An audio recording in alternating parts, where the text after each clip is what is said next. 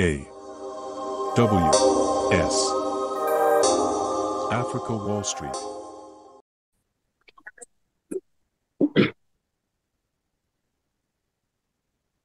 Alors, bonjour, j'espère que vous allez très bien. Aujourd'hui, nous allons aborder un concept clé que nous voyons très souvent sur le marché, que nous abordons sans même s'en rendre compte. Alors, le principe en fait du forex se repose sur trois étapes, d'accord? Soit euh, la première étape, c'est la tendance haussière, la deuxième étape, c'est la tendance baissière, et la troisième étape, c'est la consolidation. Donc, suivant ces trois étapes-là, deux sont beaucoup plus utilisées. Donc, ce n'est que le range, d'accord, et plutôt la tendance haussière, pardon, et la tendance baissière, d'accord. Alors, pour le range, d'accord, c'est un état où voilà, le marché est en pleine respiration. Donc, on n'est plus enclin, d'accord, à vouloir travailler sur le marché. On laisse le marché faire et dès qu'il se décide et qu'il commence maintenant à aller en tendance, à ce moment-là, on commence par chercher à profiter du mouvement, soit le mouvement haussier, soit le mouvement baissier. Alors, ici, nous allons parler de l'EPA et de l'IPA. D'accord? Alors, l'EPA, c'est quoi? C'est le marché efficient. L'IPA, c'est le marché inefficient. D'accord? En anglais, vous allez entendre efficient price approaching. Ici, et pour l'IPA, vous allez entendre inefficient price approaching. D'accord? Donc, c'est un truc que vous allez commencer peut-être par voir sur les réseaux, mais il n'y a rien de stressant. D'accord? C'est un truc qu'on utilise, qu'on a commencé à utiliser dès qu'on a débuté le SMC, mais sans s'en rendre compte en réalité. OK? Et c'est un principe très clé pour pouvoir déterminer, pour pouvoir entrer en position surtout. D'accord? Savoir si on va continuer la tendance haussière ou si on va continuer la tendance baissière. Donc ici, c'est efficient. D'accord? Ça, c'est lorsque le prix est efficient. Aussi, lorsque le prix est inefficient.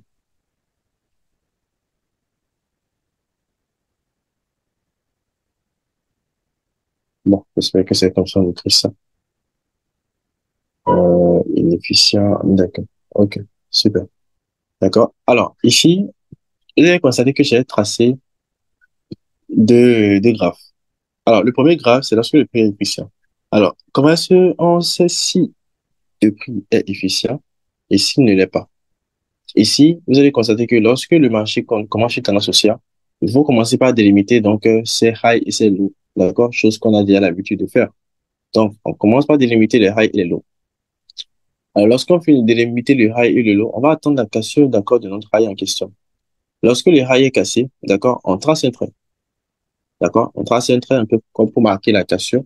Vous savez très bien que lorsque le marché commence à structurer, que ça casse, on a l'habitude de faire comme ça, et on marque BOS, d'accord, au-dessus de notre ligne qu'on a tracée. Alors là, c'est le même principe aussi, d'accord? Mais seulement qu'ici, on va seulement attendre voir est-ce que le marché va revenir combler, donc, d'accord, au niveau du trait. Si le prix revient dessus, alors là, il est efficient. D'accord? Si le prix revient dessus, là, il est efficient. Et ainsi de suite. Donc, ce n'est que lorsque le marché est efficient, d'accord, qu'on peut chercher à entrer sur le marché. Alors qu'on peut chercher à prendre des positions. Mais lorsque le prix commence à être inefficient, attention. D'accord? Lorsque le prix est efficient, ce n'est que à ce moment-là qu'on va chercher à entrer en position. D'accord? Je vous dirai pourquoi l'inefficient, ce n'est pas, c'est un truc auquel il faut faire très attention. Alors, lorsque le prix est efficient, ça veut dire que le prix revient tout le temps combler, d'accord, sa zone de prix, à moins de repartir. OK? Alors, lorsqu'on continue, il est venu combler. Donc, ça veut dire que lorsqu'il vient combler, d'accord, lui devient low protective. D'accord? Un lot protégé également. D'accord? Ça devient low protégé. Ça veut dire que le prix peut toutefois redescendre, d'accord, jusqu'à ici. Et si tu trouves ton entrée là, tu peux mettre ton stop loss en bas ici. C'est là toujours garder. Et si éventuellement le marché vient casser par ici, soit c'est pour changer de tendance, soit la zone où on a tracé, commencé à tracer la structure ici, et là, il y a une zone de IPA, d'accord, qui n'a pas comblé en fait sa ligne de coup. Donc, ici, je vais encore me réexpliquer, vous allez mieux comprendre. Ici, on part de là, d'accord, le marché a comblé, le marché est reparti. Donc, arrivé ici, il retrace. D'accord? Il retrace pour arriver sur sa ligne de cours ici. Alors, arrivé sur sa ligne de cours, on constate ici qu'il pénètre à l'intérieur. Alors qu'il pourrait bel et bien rester sur la ligne de cours et repartir. Alors, il pénètre à l'intérieur, d'accord? C'est peut-être parce qu'en interne ici, on avait toujours de l'IPA que le marché est venu combler. D'accord? On avait un vide que le marché est venu combler, raison pour laquelle il est entré dedans, il a percé pour pouvoir repartir à la hausse. OK? Donc, c'est le même principe ici avec les IPA. Maintenant, le souci à ce niveau, d'accord, c'est quoi? C'est que comment savoir si le prix va percer à l'intérieur ou pas? Je vous explique ça un peu plus bas tout à l'heure. Alors, lorsque le prix est inefficient, vous allez constater que c'est tout le contraire de ceci. D'accord?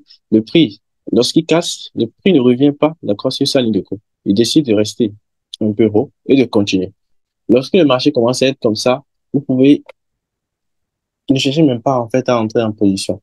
D'accord? Ne cherchez pas euh, à vous déranger en réalité. D'accord? C'est possible. Pour ceux qui ont déjà l'expérience, vous allez constater que lorsque le marché continue par la hausse ici, il revient et redevient efficient à ce niveau. D'accord? À ce moment-là, on peut entrer en position et continuer encore le mouvement. C'est une possibilité. D'accord? Maintenant, il y a des risques dans le sens où on peut toutefois se faire trappe.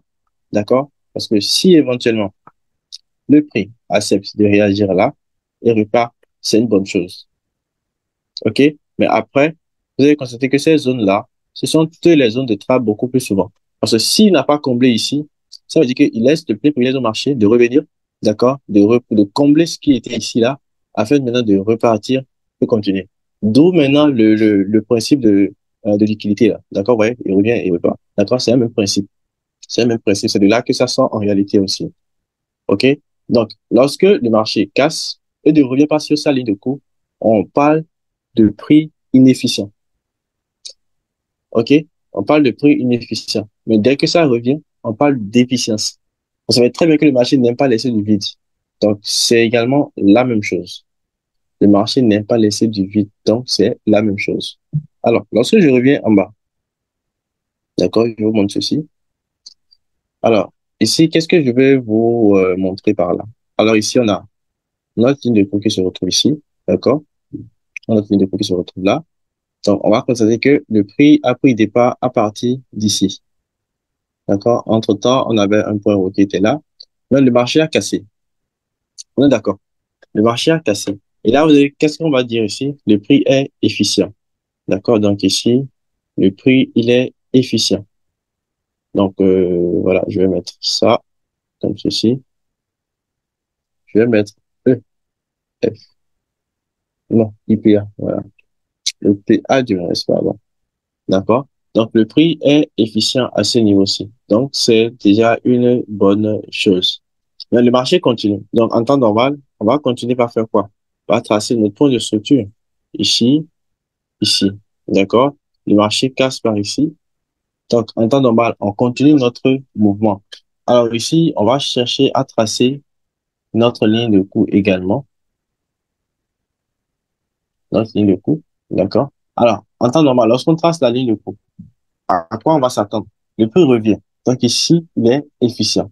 Non, le seul problème ici, d'accord, c'est de tenir compte des mouvements internes également. On va constater qu'un mouvement interne ici, je parle de ce niveau-là, d'accord, je parle de ce niveau-là, d'accord. Arrivé à ce niveau, qu'est-ce qu'on constate?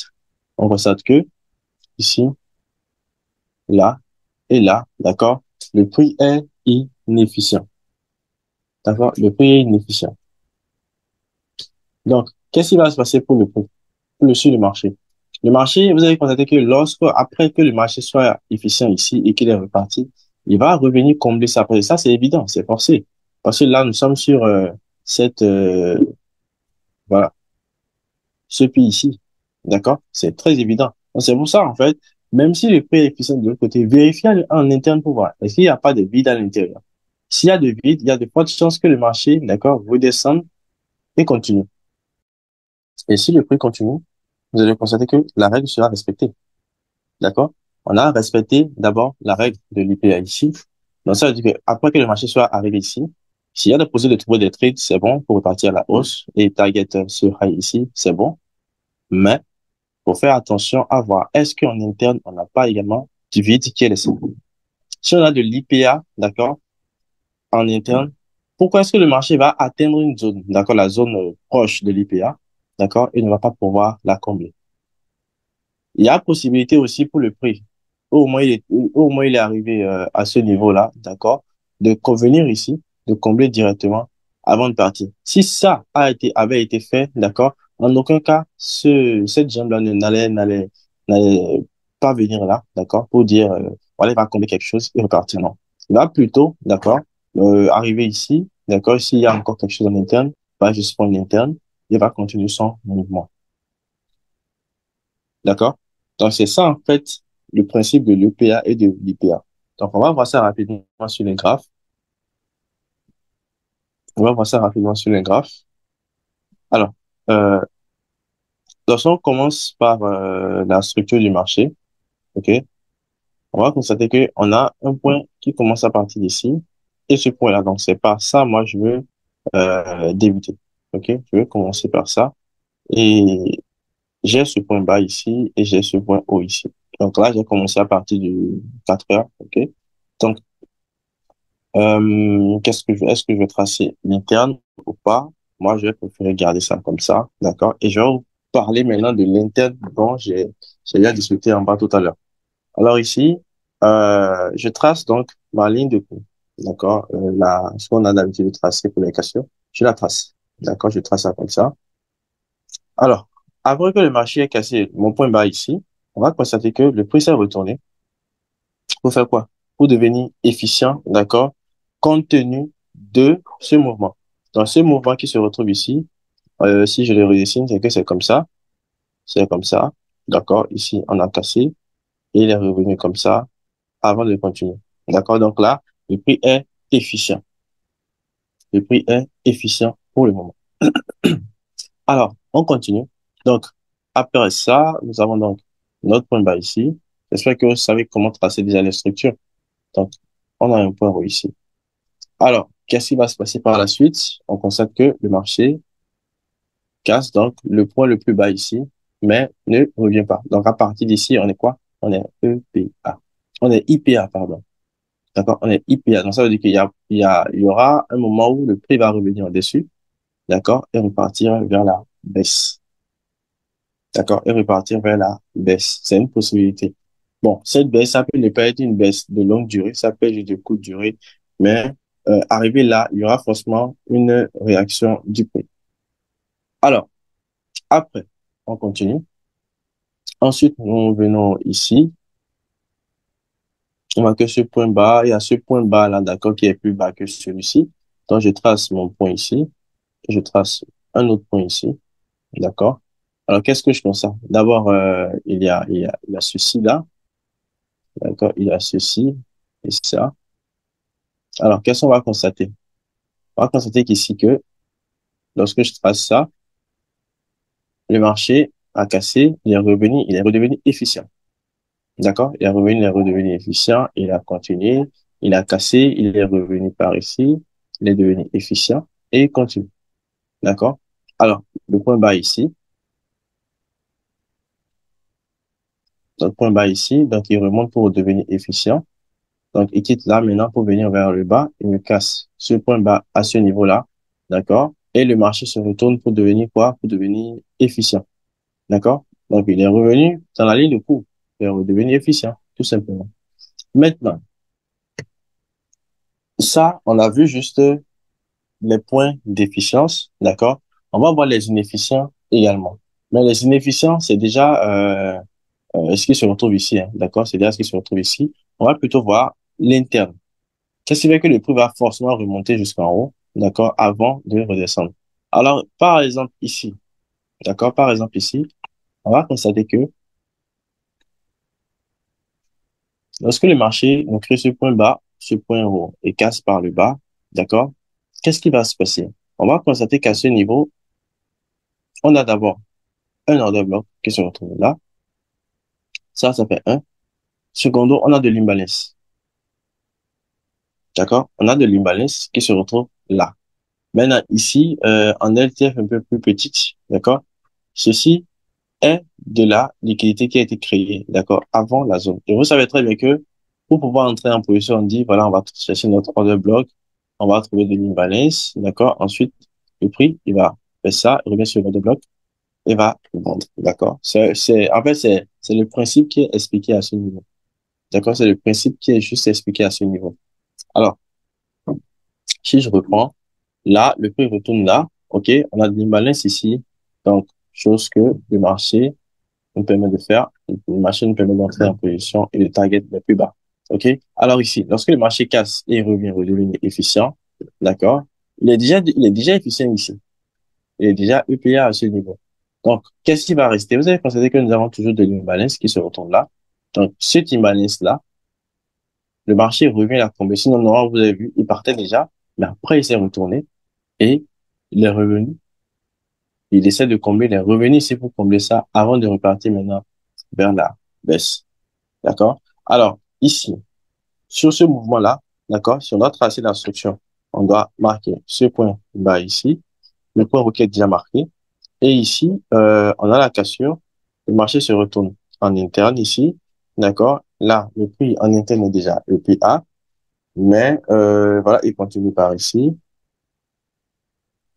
il continue par là, d'accord? Il continue par là. Ici, qu'est-ce qu'on constate? On constate que le prix est IPA. Pourquoi? Parce que je trace ça comme ça. Oui. Après que le prix a été EPA ici, donc je marque mon point bas à ce niveau, mon point haut ici. D'accord? Je trace mon dernier point bas en bas ici. C'est pour ça que je dis, est-ce que vous vous rappelez de comment tracer vos zones de structure? Si vous ne savez pas, allez-y, regardez les précédentes vidéos, ceux dont j'ai fait les mises à jour. Alors ici, euh, le marché vend, d'accord? Voici le point bas qu'il a créé. Et donc ici, le marché est resté quoi? Le marché est resté inefficient. Donc, qu'est-ce qui va ramener donc le prix à revenir dessus? Vous allez voir que certainement, ce n'est pas cet order bloc-là qui se retrouve ici. D'accord? Il y a un order bloc qui se retrouve à ce niveau. Ce n'est certainement pas lui qui va garder le prix. D'accord? Parce que lui, d'accord, lui, le marché a déjà utilisé à ses fins. D'accord? Le marché l'a déjà utilisé à ses fins. Et lorsque le marché va se retourner ici, le seul indicateur pour le marché pour vendre, c'est celui-ci. Donc, on a notre supply ici. D'accord? C'est ça qui fait que le prix, une fois à l'intérieur, a réagi pour la vente. Là, nous sommes sur du 4 heures. Une seule bougie 4 heures, vous voyez déjà combien de pips ça fait. D'accord? Une seule bougie 4 heures, ça fait déjà beaucoup de pips. Donc, voilà quoi. On vient dedans, on trouve notre entrée et puis on cherche plus à se casser la tête. Alors, je vais venir sur les 15 minutes et on va essayer de voir ce qui s'est passé dedans.